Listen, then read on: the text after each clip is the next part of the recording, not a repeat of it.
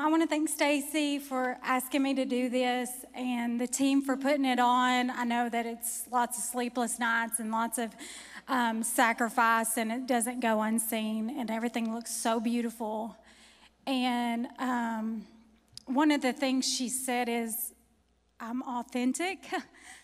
Very authentic to a fault. Like, I wanted to be down there speaking, but then I was afraid the mic wouldn't work and y'all were recording and I got to do, follow some rules.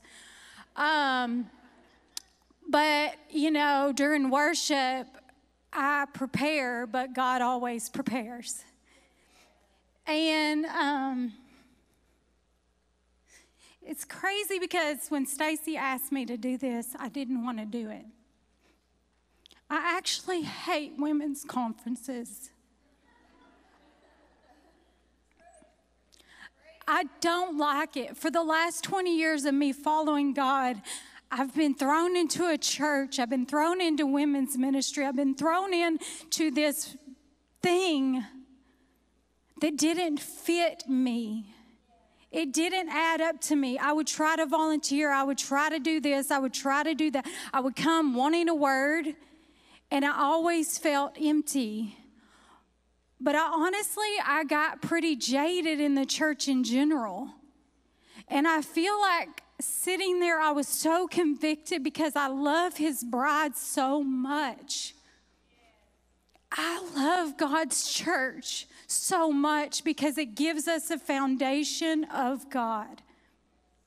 Do we have to have it? He says we do. So that's why I've been thrown in it for 20 years. But it just didn't fit. I didn't fit it, or it didn't fit me. And so just sitting there, I was just so convicted because like here in the worship, it's like my heart was yearning to the Father. And I'm like, my gosh, I was so angry at the church. I've been so angry for 20 years because I was hurt because they're not reaching the people we need to be reaching. And I've done all that I can to make that difference. I've done all that I can in the churches that I've been a part to make that difference. My husband and I, 4 years ago, we went to Texarkana to plant a church. And I was so prideful to think that we could plant a church that was going to be different. That we were going to reach the lost and the broken and the single moms and the hurting people because that was my heart. Guess who showed up? The church folks. It became the one place I didn't want to come. Take me to a Subway. Take me to a mailbox place. Take me to a restaurant. Take me to a waiter. Take me to a waitress because I want to talk to her. I want to hear her story. Because I don't think that we can do enough on Sunday mornings and Wednesday nights and women's conferences to change the freaking world. Because that's my heart. I don't want to give you and that's what's so weighty about being asked to speak. Because it's like, what can I give y'all? Well, I told him I wasn't speaking 45 minutes, but what can I give y'all in 30 minutes that y'all can't get anywhere else? Because y'all can listen to podcasts. Y'all can, watch the church online. Y'all can hear the other speakers. But I knew when she asked me, even though I had imposter syndrome, even though I thought I wasn't good enough, all the things in our head that tells us we can't. I knew in all that I was called. And when I was preparing, I said, God, what do you want me to say? Like, what do you want them to, what do you want, And of course, he always goes back to my story. Because my story is all I have for y'all. Because you don't have my story, but you have a story. We all have a story. From the day we were born, the town we were born in, the place we grew up in, the school we went to. Some girl says she had 42 in her class. I had 32 in my class. I'm from a very small town in Kirby, Arkansas. Y'all, anybody know where that is? Lake Greason, the Narrows, Redneckville. I'm the only family member with teeth. Hope y'all edit that out. Y'all think I'm joking. My dad's this redneck dad with a beard and a tractor. And when I was 8 months old, my mom left me on the front porch of my grandma's house. And she had a note. This is the story I'm told. Whether she had the note or not, this is the story I believe. And the story we were told is the story we believe, that it's what shapes us. So my whole life I read this note. I can't do this anymore.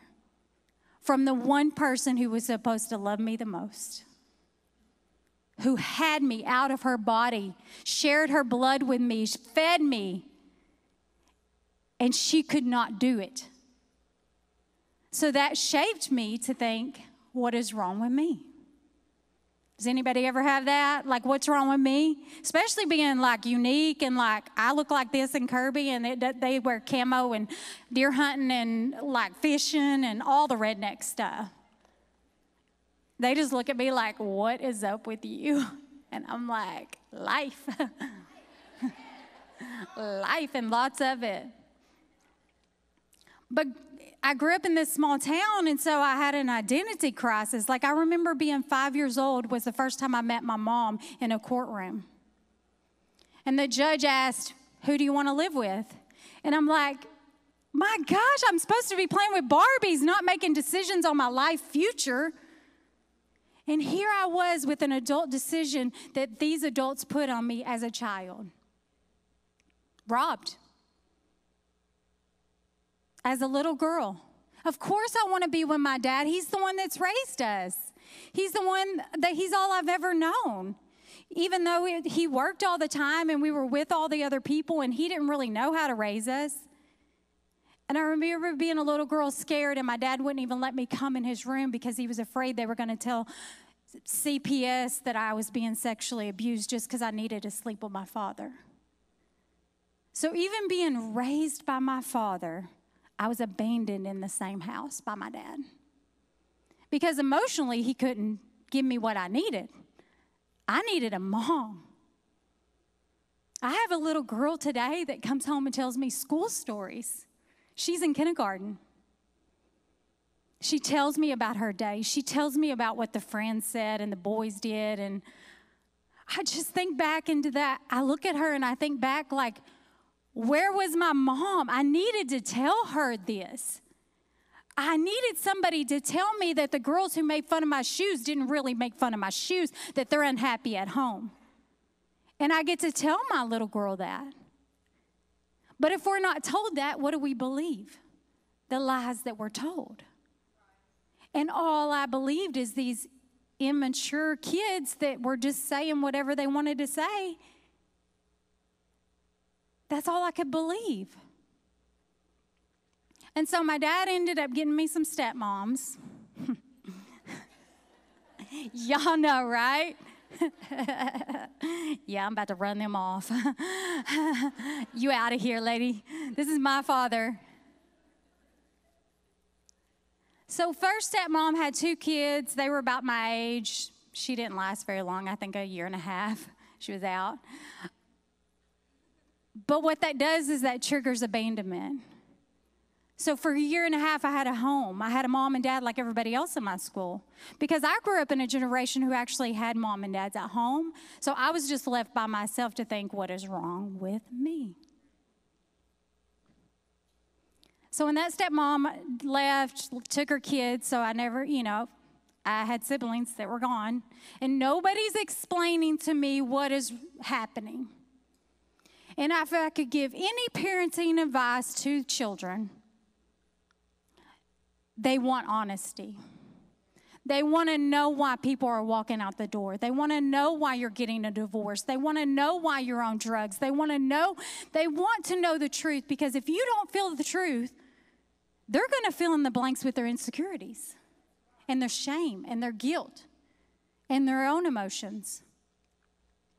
So then I get a new stepmom. She has a boy and a girl. She crazy, y'all. Oh my gosh, like she's a vegetarian, which vegetarians aren't crazy, I guess. Just kidding. But like we grew up on fried bologna sandwiches and mustard. Like I'm growing up eating, and then she wants me to eat some noodles that aren't noodles.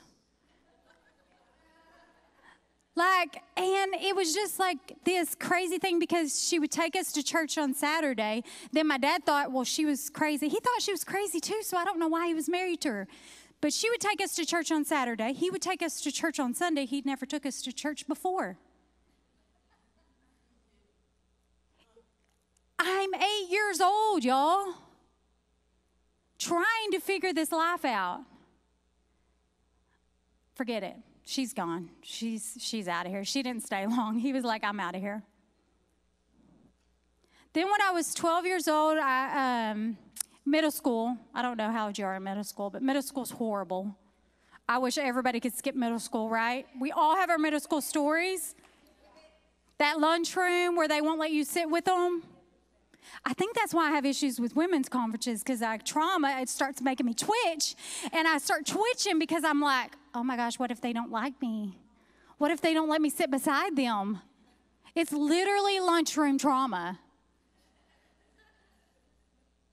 So middle school, horrible, made fun of, just bullied to the extreme because my dad we were very poor, and so I had to wear my brother's clothes.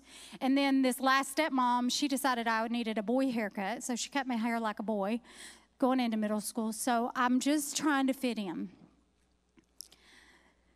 Get a boyfriend, hold his hand wrong. It's like I can't even do anything right. I start drinking, and I'm like, yes, the world is better now, right? But I didn't drink like everybody else. I drank to get drunk. I drank to get the life of the party, smack my face on the pavement, and be done for the night. Because, again, nobody told me I had unresolved trauma. Nobody told me that my mom had an addiction. Nobody told me that it was going to be, I'm an all or nothing kind of person. Now I know that, right? We know that about ourselves looking back. But when we're 12, sneaking into the liquor cabinet, we don't realize that it's the death of us.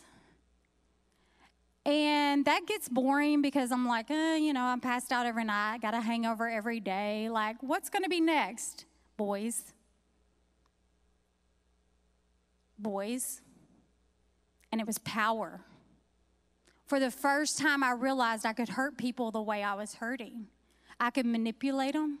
I could get anything I wanted. I could sleep with whoever I wanted. It was such a power and a control thing for me, but it was such an emptiness with me.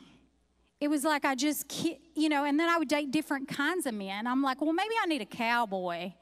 Maybe I need a bandmate. Maybe I need this type or this type. I thought that it was never me the problem, right? It's never personally us, right? It's always something else. And it's this search and striving and just looking for hope and happiness in boys. And I wasn't finding it. I played basketball. I was really good. Had an identity with that. All of a sudden I graduate, that's gone. It's just crazy because I don't think we're equipped enough in life to realize that things change.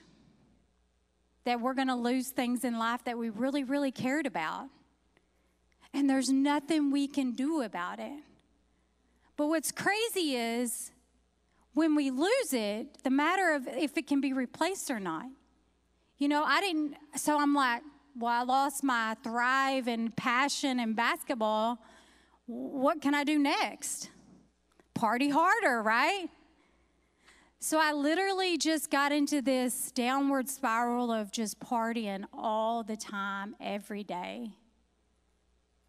Then I got pregnant after dating somebody 2 months. And I was like, oh, I'm going to be a good mom. Anybody got that lie? I'm going to be the mom I've never had. So I move in with a guy. I start developing this child. Play house. We have a Christmas. I never had Christmases. I got taken to Walmart to buy my own Christmas present. You get one thing. Then you wrap it when you get home and you get to open it the next day. That was my Christmas. So I was like, no, my kid will have a Christmas. My kid will have a family. They'll have a mom and dad. My kid will never go through what I went through. So prideful, right? How are we ever supposed to be something different if we're never taught? How? It's impossible. I can say I want to be a better mom than my mom was, but how do I become that? How did she become it? Because her mom left her. Now we got a generational thing going on. My son turns 8 months old. I tried methamphetamines for the first time.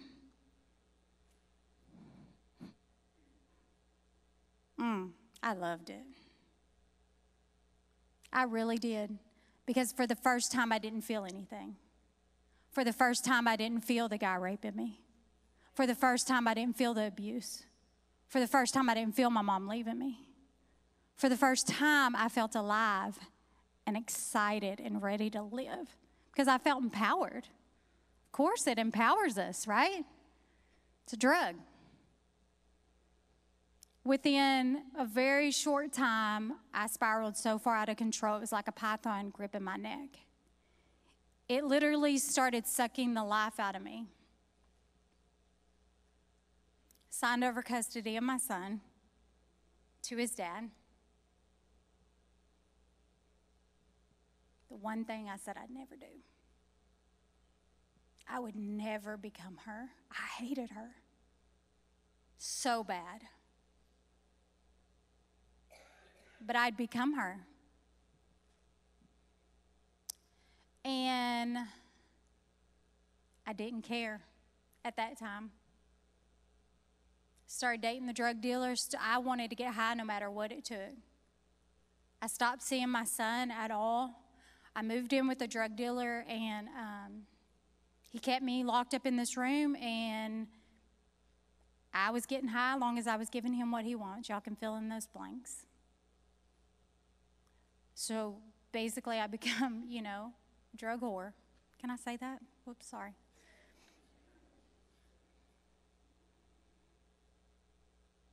I was so broken, but I didn't know it.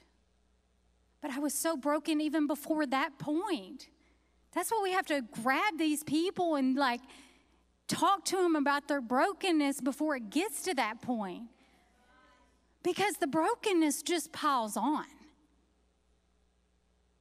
It's like luggage. I'm like, that bag, this bag, that bag, this bag. And the more broken we are, the more baggage we're going to get. And so my son's, I remember he was about to turn 1, so it was a spiral from 8 months to 1. And I had taken so much drugs, I was laying there in sweats and felt like a car was on my chest. And for the first time I'd realized, I'm like, wow, I have a kid.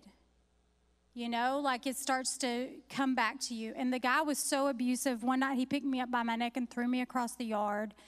And it was just dysfunctional trauma. But my outside life was matching my inside feelings. And it was okay. So I kept playing it. And then, one night I stole more of his drugs than I was supposed to, and he pulled a knife on me.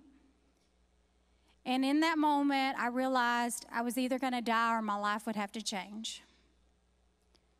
Because no matter how many times I wanted to commit suicide, no matter how many times I hated myself and wanted to die, I remember when I was 13, I had a knife to my heart because I knew if the knife would go through my heart, I would feel better. It would stop the pain that I felt. And in that moment, when you're faced with death and reality, you realize, I'm going to die. I'm going to die this drug addict person that I never thought I would want to become. See, we don't wake up and want to be a prostitute. We don't want to wake up and be a drug addict. We don't want to wake up and be an alcoholic. It's a slow fade. It's one Snapchat send into my friend, a naked picture. It's one party that I'm lie to my parents and sleep with this person and do that. It's a slow fade, and it slowly just processly takes the life out of us. And when he pulled the knife on me, I literally mustered up all, I would sleep like every 5 days. I would eat every 3 days. I had craters all over my face. My body was sunk in. And in that moment, I realized I just had this, Have you ever had that, of like, I'm about to take this person, like I'm about to take life by, you just get so angry in that moment of like, I got one more fight in me. I got one more punch. It's almost like God gives, it's like a double ring wrestling match, and God comes over and just like taps your arm and says, you're in. Come fight one more time. Come fight with new energy, new passion, new everything. And I literally just mustered up everything, punched the guy, and ran into the bathroom. And for 3 hours, I just laid in there and cried, and I said, God, if you are real, you will get me out of this alive. And in that moment, everything flashes back to you. Every pain in school, every hurt that anybody has ever caused you. It's almost like you're having an out of body of experiences just watching the flashback of your life, right? And it's like, where did it go wrong? God, if you're real, will you get me out of this situation? Are you going to get me out alive? But if you're going to get me out of alive, am I going to change? Because if I'm all honest, I don't want out alive if I don't change. Somehow he went away, went to a payphone, called my dad. We didn't have cell phones. Yes, I'm old. I'm 42. See, in this time, my dad stopped talking to me because he said, if you want to be a drug addict, be a drug addict, but you're not going to be in my life. The one person I cared about in my life stopped talking to me. Was the best dang thing that I could have ever happened to me. I called him, he was waiting for me to call, y'all. He was waiting for his baby girl to call. He immediately came and got me and took me home. He stopped me by the local store by this lady who'd been praying for me all this time. She came out. When I wrote my book, I had her write the accounts of what she saw that day. And she said she couldn't even describe really what she saw. I had matted fingernails, matted hair. I wouldn't even look up to her because I was so full of shame of the one person I become. She said I smelled horrible. And it's almost today, I was like I'm telling somebody else's story. But when I see girls today in those moments, I'm like, my God can. My God can, and he will. And so I went home and detoxed, and the next year was hell. I wish I could tell y'all it was great. Getting sober is the best thing for me. Getting sober sucked. It was horrible. The next year, I relapsed more than I could ever. It's like a toddler learning how to walk. I kept falling. It's like Romans 7:15. I do the things I don't want to do, and I don't do the things I want to do. I don't want to go to the club, but I go to the club. I don't want to do drugs, but I end up doing drugs. I don't want to drink, but I end up drinking. I don't want to sleep with him, but I end up sleeping with him. And it's like this bipolar thing. And I'm like, what is wrong with me? I'm just crazy. I enrolled in beauty school, so I was doing something different. I had a job, because we have to do something different if we want a different life, right?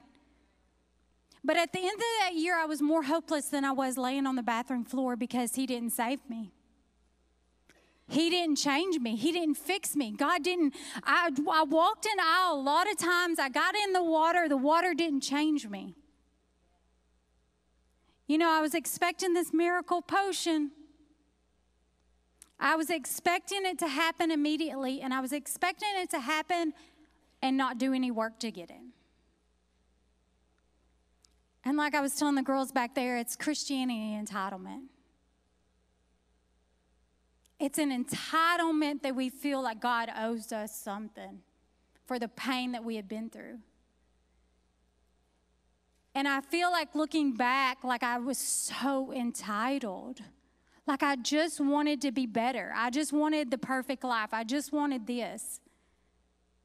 I didn't want the sleepless nights or the tears that it took or the getting in this word and reading books and, I didn't want to do any work, but I wanted a different life.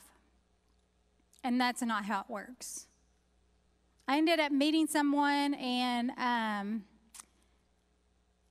they ended up showing me the love of Christ. It's his love that changes us. But if you grow up anything similar to me, anything like me, we can't receive his love because we're jacked up. It was me all along.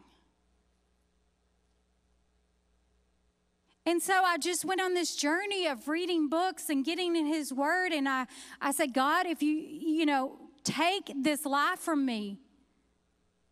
And things started falling off. They started just going. The drinking, the smoking, the cussing. And, this person I met is, I'd pity my story. I would cry to anybody, poor me, I went through this. And this person said, you're going to have to get over it. I about shanked him. Don't tell me that. You can't have a pity life and have a different life. And I just felt sorry for myself. Poor me. I was given this. Poor me. Why me? Why this? Why did that happen? Why? Why not? Do you think you're any different than what Jesus went through?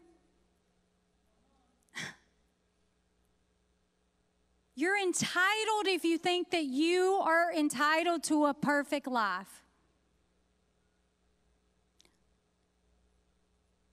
The cliche thing of like, he doesn't give us more than we can handle or whatever. He doesn't give us more than he can handle for us.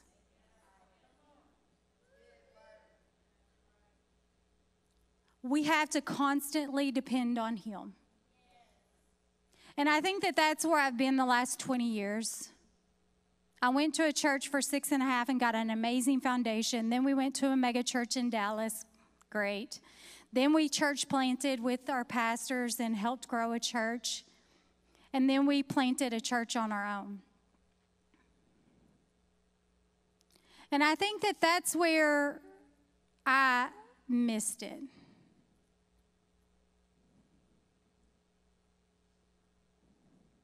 It's all about Jesus.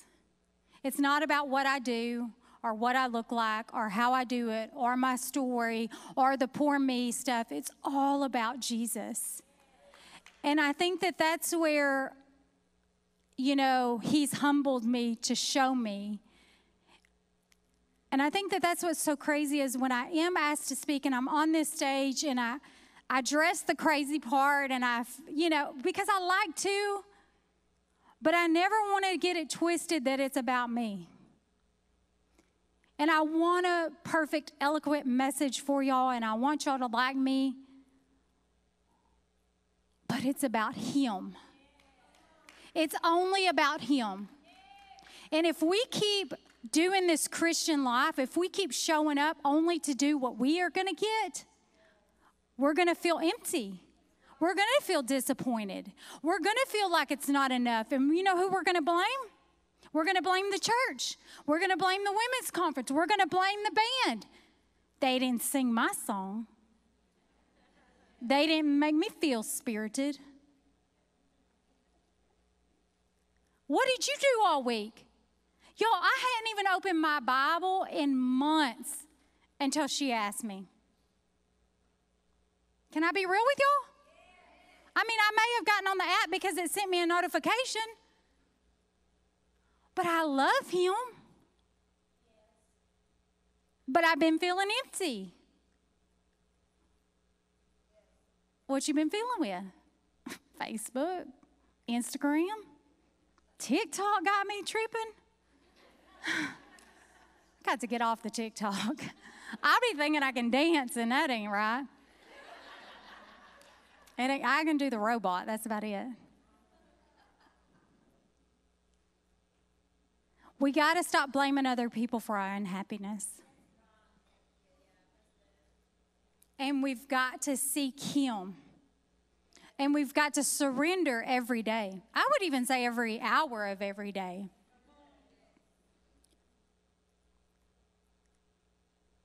You know, when I just kept hearing this Christian entitlement, I remember this post of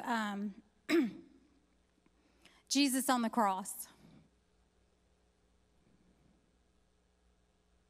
And I'm telling you, He's not an aisle. He's not an aisle Jesus. He's not a water baptism. All that is a part of it. He is a Savior Jesus. And He did this just for you and me. It has to be real. We're in life and death. This world's crazy. We're their only hope, and if we're looking worse than the world by all the bickering and backbiting and no power, we're all jacked then.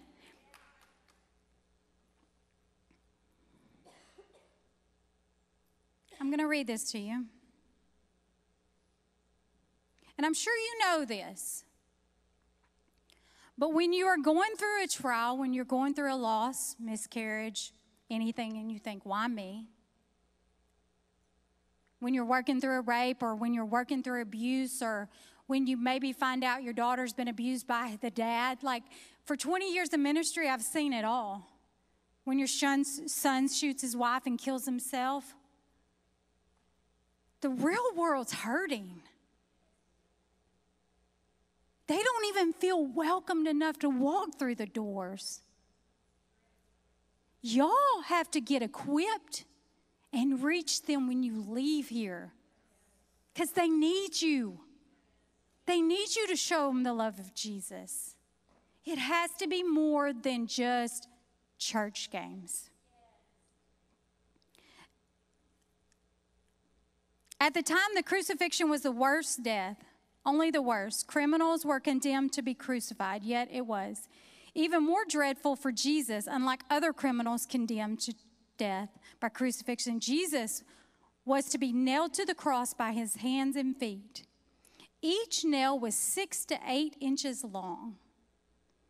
The nails were driven into His wrist, not into His palms as it commonly portrayed. There's a tendon in the wrist that extends to the shoulders. The Roman guards knew that when the nails were being hammered into the wrist and tendons would tear and break, forcing Jesus to use His back muscles to Himself so that He could breathe. He was suffocating for us. Right there. And we mad because we got a hangnail. We mad because we ain't got a cute outfit. And all of our problems are real. They really are real to us. Like, we really do have to overcome. But that's when we depend on Him the most, right? That's the sweetest moments. If you look back on your Christian walk, the Old Testament says, put a stone and remember what the Lord has done. He has been so faithful. Both of His feet were nailed together. Thus, He was forced to support Himself on a single nail that impaled His feet to the cross. Jesus could not support Himself with His legs because of the pain, so He was forced to alternate between arching His back, then using His legs to continue to breathe. Imagine like struggle, the pain and the suffering and courage. Just on a side note, can you know, when you're grieving so much because you have lost so much, am I the only one that's been that much grief? Like, probably can't even compare to that, of course. But it's like you think it's like you can't, it's like a punch in the gut. Like, you can't breathe. You can't even wake up. You know, I just sat with a new widow. Her husband died 6 weeks ago. And she said, I just wake up crying. I go to bed crying. I wake up crying. She can't breathe. But you know what? She's seeing Jesus in a whole new way. Anyway, for 3 hours, he was suffering. Y'all have seen it. He was beaten. The whipping was so severe that it tore his flesh from his body. But guess what, y'all? He rose again. He overcome. He defeated that moment for us. So in your suffering, we don't get to choose the card we were dealt. We don't. You didn't get to choose your parents. You didn't get to choose what they did. You didn't get to choose who you were birthed to. What you can do is you can choose what you do with it. And you know what? Every day when my feet hit the floor, I want to make the devil mad because of the suffering that I went through. And because of his suffering, we have the power to overcome it. And we have the power to help other people overcome it. That's what loving your neighbor is helping them overcome their pain. So today, 20 years later, I am married to the most wonderful man. He's so good to me. I don't know how he puts up with me because I am high maintenance. I have 4 beautiful children. My son, Ozzy, he's 22 years old. His dad ended up keeping raising him because I signed over custody because I wasn't going to do to him what I was done. I wasn't going to go take his dad to court and rip him out of his home. And that's what he knew. So what I did is I just told him what happened. And every time I would see him, I would just share the love and tell him, I didn't choose this new family over you. I chose love for you to stay where you're at because you were content.